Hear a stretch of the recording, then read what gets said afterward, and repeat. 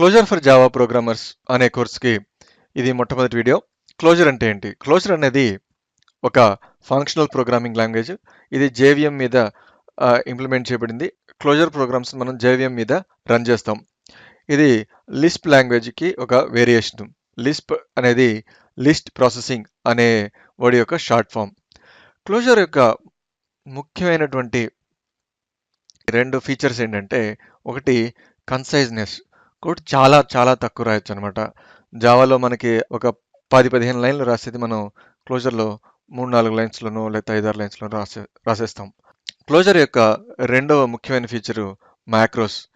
Macros వల్ల మనం లాంగ్వేజ్ని మనం ఎన్హాన్స్ చేయొచ్చు.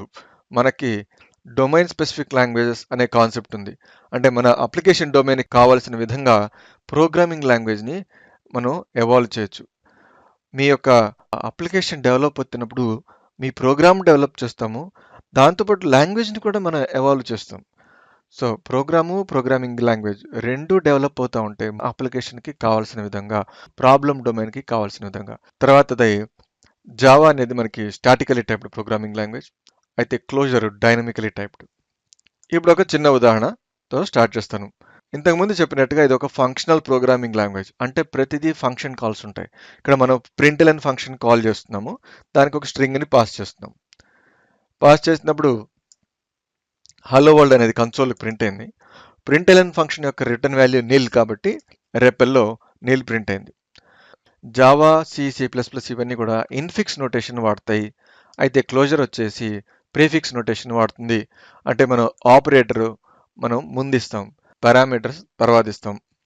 ఉదాహరణకి ఇక్కడ ప్లస్ అని చెప్పి 5 నెంబర్స్ ఇచ్చాను. ఇది ఒక ఫంక్షన్ కాల్. మనం ఇందాక క్లోజర్ ఫంక్షనల్ ప్రోగ్రామింగ్ లాంగ్వేజ్ అన్నాం కదా, ప్రతిదీ ఫంక్షన్ కాల్సే ఉంటాయి అన్నాం కదా. ప్లస్ కూడా ఒక ఫంక్షన్ కాల్. దీన్ని రన్ చేసినప్పుడు మనకి ఆ ఫంక్షన్ రన్ అయ్యి ఆ ఫంక్షన్కి ఇవన్నీ పారామీటర్స్గా పాస్ అయ్యి ఆ రిటర్న్ వాల్యూ మనకి రిటర్న్ అవుతుంది. అది మనకి రేపల్లో ప్రింట్ అవుతుంది. ఇంకొకటి ఇక్కడ మనం ఈక్వల్ 10, 20 ఇచ్చాం. అంటే ఈ ఈక్వాలిటీ అనేది మనకి జావాలో ఉన్నటువంటి ఈక్వల్స్ మెథడ్. దానికి ఇది క్లోజర్ సింటాక్స్ ఇలా ఉంటుంది. ఇది రన్ చేసినప్పుడు మనకి 10 ఈజ్ నాట్ ఈక్వల్ టు 20 కాబట్టి రిటర్న్ వాల్యూ ఫాల్స్ ప్రింట్ అయింది. ఇది జావాలో ఉన్న బూలియన్ ఫాల్స్. అవే ట్రూ ఫాల్స్ మనకి క్లోజర్లో కూడా వాడుకోవచ్చు. తర్వాత ప్రింట్ఎల్ఎన్ ఫంక్షన్ మళ్ళీ కాల్ చేస్తున్నాము. ఇక్కడ రెండు పారామీటర్స్, మొట్టమొదటిది ఒక స్ట్రింగ్, రెండోది ఇంకొక function call, equality function call.